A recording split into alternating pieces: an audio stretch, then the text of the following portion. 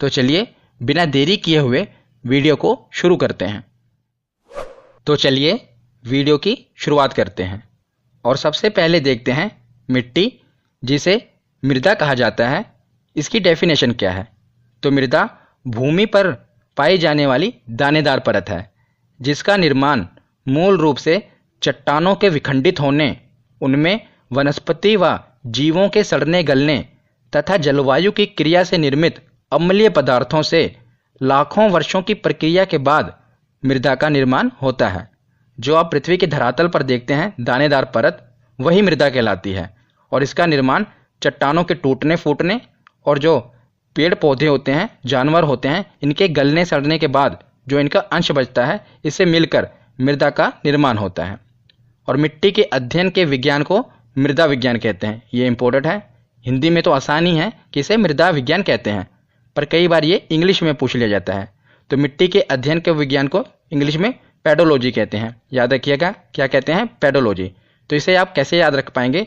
देखिए इसकी शुरुआत कैसे हो रही है। अगर आप पहले 3 वर्ड देखें तो PED पेड़, तो आपको पता है पेड़ पौधे कहाँ पर होते हैं? तो मिट्टी में ही होते हैं।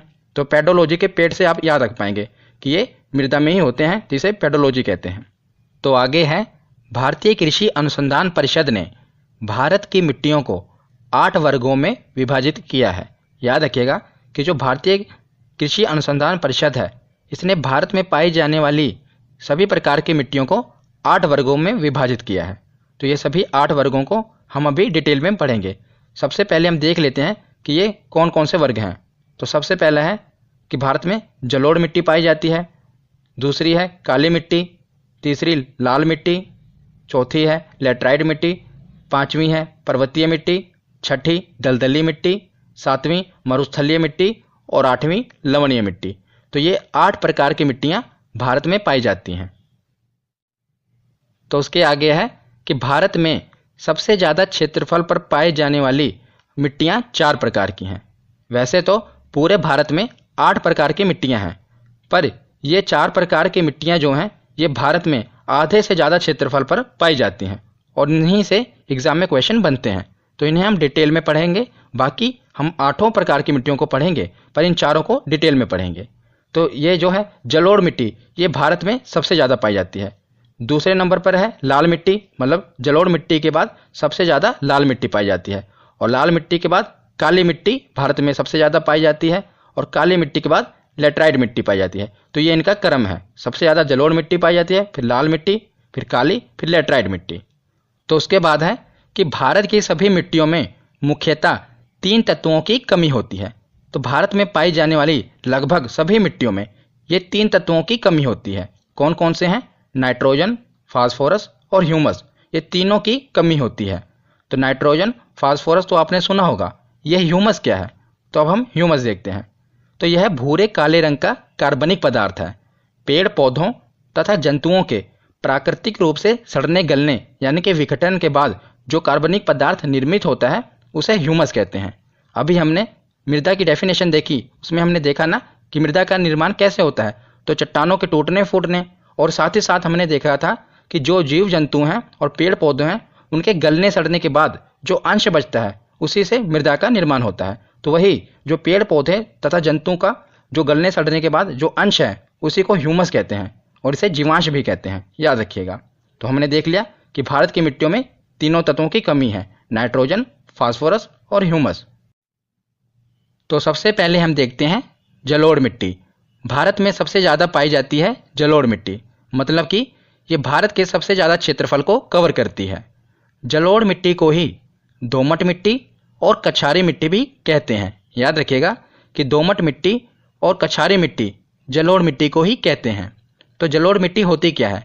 जलोढ़ मिट्टी नदियों द्वारा पहाड़ी क्षेत्रों से लाकर मैदानी क्षेत्रों में बिछा दी जाती है। मैं आपको एग्जाम्पल से समझाता हूँ कि जो बड़े बड़े पहाड़ पर्वत होते हैं, वहाँ से नदियाँ निकलती हैं। तो नदियाँ क्या करती हैं? पहाड़ों से छोटे छोटे कंकर, वहाँ के अवसाद, मिट्टी, कचरे को लाकर नीचे मैदानी भागों में जमा कर देती हैं। तो वहाँ से जो वो मिट्टी, अवसाद, कचरे को लाकर मैदानी भागों में जमा कर देती हैं, उसी को जलोढ़ मिट्टी कहते हैं। अगर आप जलोढ़ को तोड़ेंगे, उसका संधि विच्छेद करेंगे, तो वो क्या होगा? जल प्लस ओढ़, जल प्लस ओढ़। तो ये क्या है? तो जो जल द्वारा मिट्टी लाकर नीचे मैदानी भागों में ओढ़ा दी जाती है उसी को जलोढ़ मिट्टी कहते हैं। ठीक है, इसे आप आसानी से समझ गए होंगे। तो जलोढ़ मिट्टी भारत में पाई जाने वाली सर्वाधिक उपजाऊ मिट्टी है। ये भी याद रखिएगा कि जो भारत में पाई जाने वाली सर्वाधिक उपजाऊ मिट्टी है ये कौन सी है, तो ये जलोढ़ मिट्टी है। तो ये कौन कौन से क्षेत्रफल को कवर करती है, तो भारत में संपूर्ण उत्तरी मैदान और साथ ही साथ तटीय मैदान को ये कवर करती है जलोढ़ मिट्टी। संपूर्ण उत्तरी भारत को मतलब कि उत्तरी मैदान को और साथ ही साथ तटीय मैदान को ये कवर करती है। और इसमें क्या प्रचुरता होती है, मतलब इसमें अधिकता क्या देखने को मिलती है, तो चूना तथा पोटाशियम इसमें प्रचुर मात्रा में पाया जाता है। याद रखिएगा, चूना तथा पोटाशियम। और इसमें कमी किसकी होती है, तो मैंने आपको शुरुआत में ही बताया था कि भारत में लगभग सभी मिट्टियों में नाइट्रोजन, फास्फोरस और ह्यूमस की कमी होती है, तो इसमें भी यही कमी है। तो आगे है, ये मिट्टी धान की खेती के लिए काफ़ी अच्छी मानी जाती है, क्योंकि ये काफ़ी उपजाऊ मिट्टी है तो ये धान की खेती के लिए काफ़ी अच्छी मानी जाती है। और साथ ही साथ गेहूँ, मक्का, तिलहन, आलू की खेती भी इसमें की जाती है। तो आगे हम देखते हैं कि जलोढ़ मिट्टी दो प्रकार की होती है। तो अभी हमने जलोढ़ मिट्टी के बारे में समझा। तो ये जो जलोढ़ मिट्टी होती है ये दो प्रकार की होती है, बहुत ही इंपॉर्टेंट है, कई बार एग्जाम में पूछा गया है। एक प्रकार को कहते हैं बांगर और दूसरे को कहते हैं खादर। तो ये जलोढ़ मिट्टी के ही प्रकार हैं। तो इसे बांगर और खादर क्यों कहते हैं, बांगर यानी कि जो पुरानी जलोढ़ मिट्टी होती है उसे बांगर कहते हैं, और खादर जो नई जलोढ़ मिट्टी होती है उसे खादर कहते हैं। तो इसे आप ऐसे भी याद रख सकते हैं कि जो पुरानी चीज़ें होती हैं उसे भंगार कहते हैं ना, भंगार, तो उसी से आप रिलेट करेंगे बांगर, तो इसे पुरानी जलोढ़ मिट्टी कहते हैं। तो बांगर और खादर क्या होता है ये मैं आपको एक और एग्जाम्पल से समझाता हूँ ताकि आपको और क्लियर हो जाए। तो जो ये आप मैप देख रहे हैं ये है बिहार का मैप। आपको पता है कि बिहार में हर साल बाढ़ आती है। बाढ़ क्यों आती है, क्योंकि नेपाल द्वारा ऊपर से पानी छोड़ दिया जाता है, जिस कारण ये जो आप एरिया देख रहे हैं डार्क ग्रीन, ये हर साल बाढ़ से प्रभावित रहता है। तो हर साल बाढ़ से प्रभावित रहता है, तो यहाँ पर क्या होता है, हर साल नदियों द्वारा मिट्टी लाकर बिछाई जा रही है, तो इसे हम कहेंगे खादर, क्योंकि यहाँ पर नई जलोढ़ मिट्टी आ रही है ना, हर साल बाढ़ से ये एरिया प्रभावित रह रहा है। तो नेपाल द्वारा मतलब वहाँ के नदियों द्वारा मिट्टी लाकर यहाँ पर बिछाई जा रही है, तो इसे नई जलोढ़ मिट्टी कहेंगे। और बाकी का ये एरिया जो आप देख रहे हैं ये पैरेट ग्रीन, ये एरिया हर साल बाढ़ से प्रभावित नहीं रहता। कई कई बार क्या होता है 5-7 सालों बाद कि भारत की नदियाँ भी उफान पर हैं, यहाँ पर भी पानी पूरा लबालब भरा हुआ है और ऊपर से नेपाल भी पानी छोड़ देता है, तो जिस कारण क्या होता है कि ये पूरा का पूरा उत्तर बिहार बाढ़ से प्रभावित हो जाता है। तो ये एरिया तो हर साल प्रभावित हो ही रहा है, पर ये एरिया भी प्रभावित हो जाता है इसके साथ साथ, तो इससे हम कहेंगे बांगर, क्योंकि हर साल ये प्रभावित नहीं हो रहा। अब एक साल बाद मतलब 5 साल बाद प्रभावित हुआ, फिर उसके 7-8 साल बाद फिर प्रभावित हुआ, तो इससे हम कहेंगे पुरानी जलोढ़ मिट्टी बांगर। पर ये एरिया जो है ये हर साल बाढ़ से प्रभावित हो रहा है, हर साल यहाँ पर नदियों द्वारा मिट्टी बिछाई जा रही है, जिससे हम कहेंगे नई जलोढ़ मिट्टी, तो इसे हम कहेंगे खादर। तो आशा करता हूँ आपको एग्जाम्पल से क्लियर होगा कि जो हर साल एरिया बाढ़ से प्रभावित रहे, जहाँ पर नदियों द्वारा मिट्टी लाकर बिछाई जाए, उसे हम नई जलोढ़ मिट्टी कहेंगे, खादर कहेंगे। और जो एरिया इससे दूर हो मतलब हर साल बाढ़ से प्रभावित ना हो, उसे हम कहेंगे बांगर। तो जलोढ़ मिट्टी के बाद अब हम देखते हैं काली मिट्टी।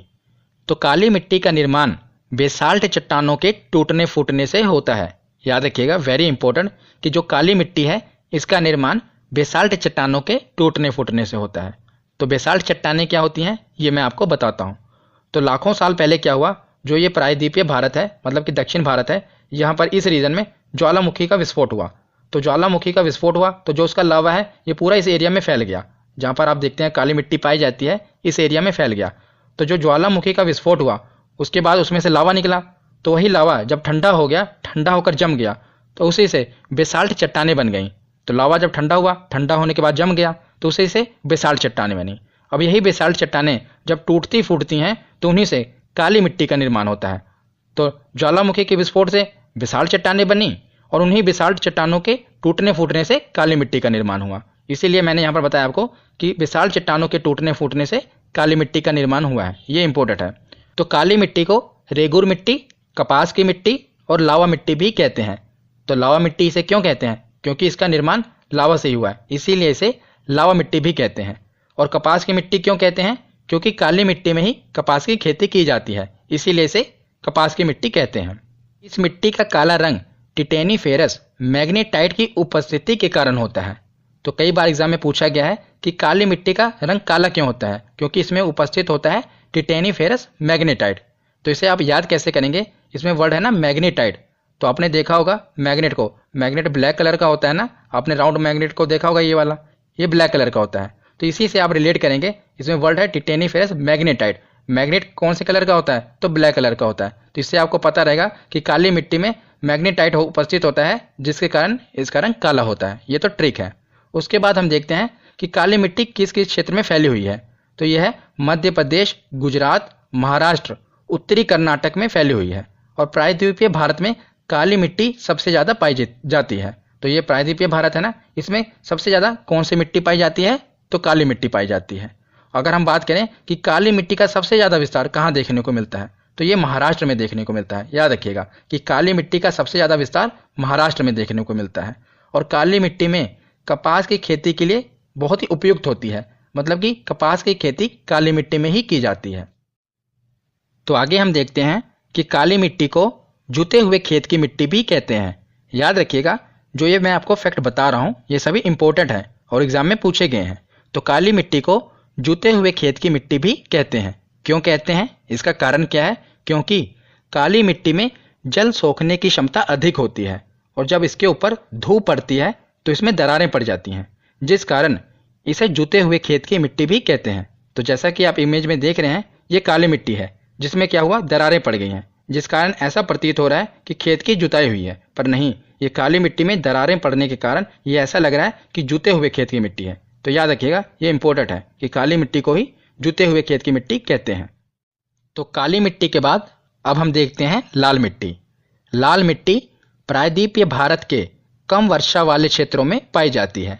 तो भारत में जहाँ पर कम वर्षा होती है उन क्षेत्रों में लाल मिट्टी पाई जाती है। इस मिट्टी का लाल रंग फेरिक ऑक्साइड की उपस्थिति के कारण होता है। तो याद रखिएगा कि फेरिक ऑक्साइड की उपस्थिति के कारण ही मिट्टी का रंग लाल होता है। तो फेरिक ऑक्साइड लोहे का ऑक्साइड है, तो आपको पता होगा कि जब लोहे में जंग लगता है तो उसका रंग भूरा लाल हो जाता है। तो उसी प्रकार फेरिक ऑक्साइड जिस मिट्टी में होगा उस मिट्टी का रंग लाल हो जाएगा। इस मिट्टी में लोहा और सिलिका की अधिकता होती है। तो याद रखिएगा कि इसमें अधिकता किसकी होती है, तो लोहा और सिलिका की अधिकता होती है।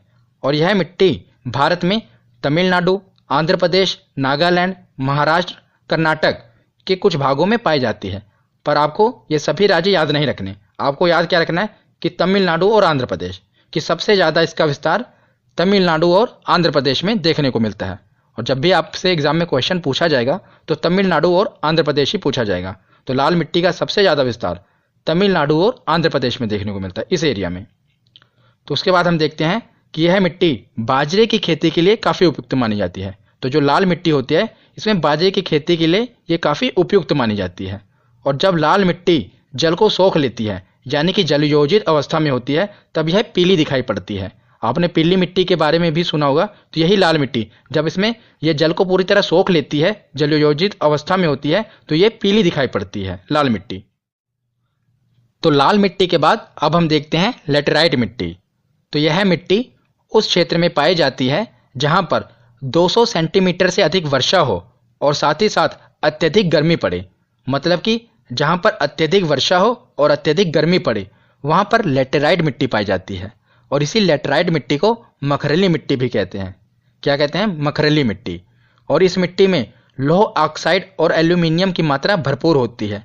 अगर इसमें लौह ऑक्साइड होता है तो इस मिट्टी का रंग भी लाल होता है, क्योंकि जिस मिट्टी में लौह ऑक्साइड होगा उस मिट्टी का रंग लाल होगा। तो यह मिट्टी भी लाल रंग की होती है, लेटेराइट मिट्टी। तो इस मिट्टी में निक्षालन, जिसे इंग्लिश में लीचिंग कहते हैं, की प्रक्रिया देखने को मिलती है।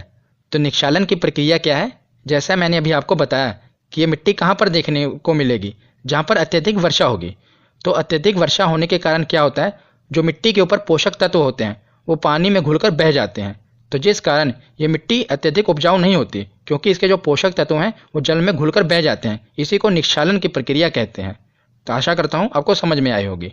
और इसके बाद यह मिट्टी कहाँ देखने को मिलती है, तो यह मिट्टी मुख्यतः केरल, कर्नाटक, तमिलनाडु, महाराष्ट्र, तो जो ये भारत का पश्चिमी घाट है यहाँ पर, और साथ ही साथ उड़ीसा, मेघालय और असम के कुछ हिस्सों में देखने को मिलती है। तो आपको ये सभी राज्य याद नहीं रखने, बस आपको ये याद रखना है कि जो पश्चिमी घाट है यहाँ पर, और साथ ही साथ जो इसका सबसे ज़्यादा विस्तार है वो केरल में देखने को मिलता है। मतलब कि केरल में लेटराइट मिट्टी पाई जाती है। सबसे ज़्यादा भारत में लेटराइट मिट्टी का विस्तार केरल में ही देखने को मिलता है। और लेटराइट मिट्टी में चाय, कॉफ़ी मतलब कि जो पेय पदार्थ हैं और साथ ही साथ इलायची, काजू की खेती के लिए ये सबसे ज़्यादा उपयुक्त मानी जाती है लेटराइट मिट्टी। तो इसके बाद है कि लेटराइट मिट्टी का उपयोग ईंट बनाने के लिए किया जाता है। काफ़ी इंपॉर्टेंट है, एग्जाम में कई बार पूछा गया है कि ईंट बनाने के लिए कौन सी मिट्टी उपयुक्त होती है, तो यह है लेटराइट मिट्टी। इसे तो और आप आसानी से याद रख पाएंगे। कैसे? क्योंकि लेटराइट के पीछे ही ईंट, आप देख रहे हैं ना, लेटराइट, इसी से बनती है ईंट, तो ये आप और आसानी से याद रख पाएंगे। तो लेटराइट मिट्टी के बाद अब देखते हैं लवणीय मिट्टी। जैसा कि नाम से क्लियर है कि जिस मिट्टी में लवण यानी कि नमक की मात्रा ज़्यादा हो उसे लवणीय मिट्टी कहते हैं। जब मिट्टी की प्रकृति क्षारीय होती है और उसमें नमक की मात्रा बढ़ जाती है तो उसे लवणीय मिट्टी कहते हैं। और साथ ही साथ लवणीय मिट्टी को रेह, कल्लर और ऊसर मिट्टी के नाम से भी जाना जाता है। मतलब कि भारत के अलग अलग राज्यों में ये लवणीय मिट्टी पाई जाती है तो वहाँ पर उसे अलग अलग नामों से जाना जाता है। तो रेह, कल्लर और ऊसर इसी मिट्टी के नाम हैं। और भारत में इस मिट्टी का सबसे ज़्यादा विस्तार गुजरात के कच्छ के रण में देखने को मिलता है। तो आप ये जैसा कि इमेज में देख रहे हैं ना, ऐसा लग रहा है कि सफ़ेद चादर ओढ़ा दी गई हो, पूरा पूरा नमक दिख रहा है। तो यही है लवणीय मिट्टी, जो कि गुजरात के कच्छ के रण में देखने को मिलती है। तो लवणीय मिट्टी के बाद देखते हैं पर्वतीय मिट्टी। ये तो और आसान है। पर्वतीय मिट्टी तो जो पर्वतों पर पाई जाए। तो इस प्रकार की मृदा का विस्तार पर्वतों पर देखने को मिलता है। जहाँ पर हिमालय पर्वत का विस्तार है वहाँ पर इस प्रकार की मिट्टी पाई जाती है। जैसा कि आप इमेज में देख रहे हैं, तो पूरा जो उत्तर भारत में हिमालय है ना फैला हुआ, वहाँ पर इस मिट्टी का विस्तार देखने को मिलता है।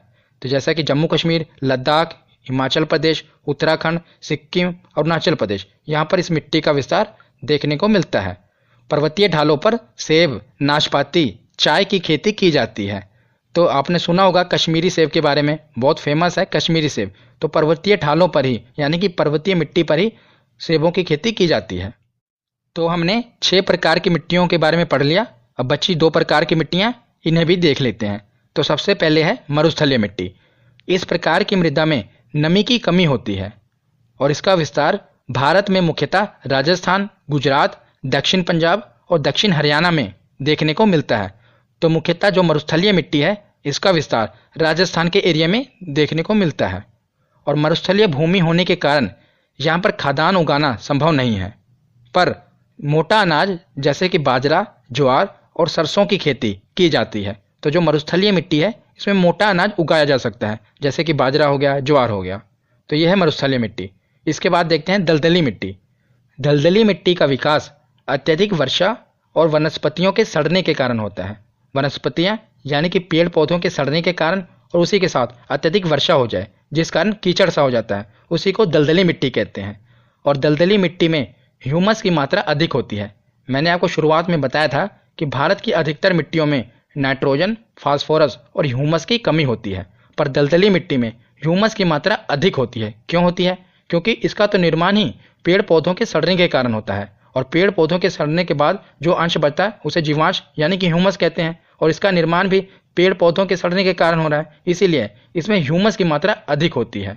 और दलदली मिट्टी का विस्तार मुख्यतः केरल, उत्तराखंड और पश्चिम बंगाल के कुछ क्षेत्रों में देखने को मिलता है। तो यहाँ पर हमने पूरे 8 प्रकार की मिट्टियों के बारे में पढ़ लिया। अब कुछ हम महत्वपूर्ण तथ्य देख लेते हैं। तो लास्ट में हम कुछ महत्वपूर्ण तथ्य देख लेते हैं, क्योंकि ये भी एग्जाम में पूछे जाते हैं।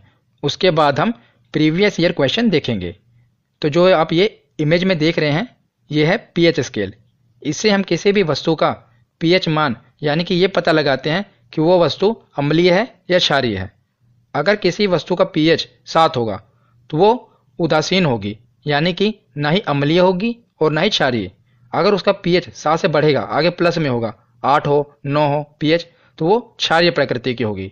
अगर उसका पीएच 7 से कम हो तो वो अम्लीय प्रकृति की होगी। तो मैंने आपको पीएच स्केल क्यों बताया? क्योंकि जो मुख्यतः फसलों को उगाने के लिए भूमि का पीएच होना चाहिए वो लगभग 6 और 7 के मध्य होना चाहिए, मतलब कि उदासीन होना चाहिए, ना तो अम्लीय हो ना क्षारीय हो। पर अगर मिट्टी अम्लीय हो या क्षारीय हो तो उसकी अम्लीयता और क्षारीयता को कम कैसे किया जाएगा ये मैं आपको बताता हूँ, क्योंकि यही एग्जाम में पूछा जाता है। तो अगर मिट्टी अम्लीय हो, पहले आप देख रहे हैं अम्लीय मिट्टी, अगर मिट्टी अम्लीय हो तो मिट्टी की अम्लीयता को कम करने के लिए चूने का उपयोग किया जाता है। और दूसरा है क्षारीय मिट्टी। अगर मिट्टी क्षारीय हो तो उसे क्षारीयता को कम करने के लिए जिप्सम का उपयोग किया जाता है। दोनों याद रखिएगा, अगर अम्लीय मिट्टी हो तो उसमें चूने का उपयोग किया जाता है अम्लीयता को कम करने के लिए। अगर क्षारीय मिट्टी हो तो जिप्सम का उपयोग किया जाता है उसकी क्षारीयता को कम करने के लिए। तो यहाँ पर हमारा थ्योरी सेक्शन कंप्लीट होता है।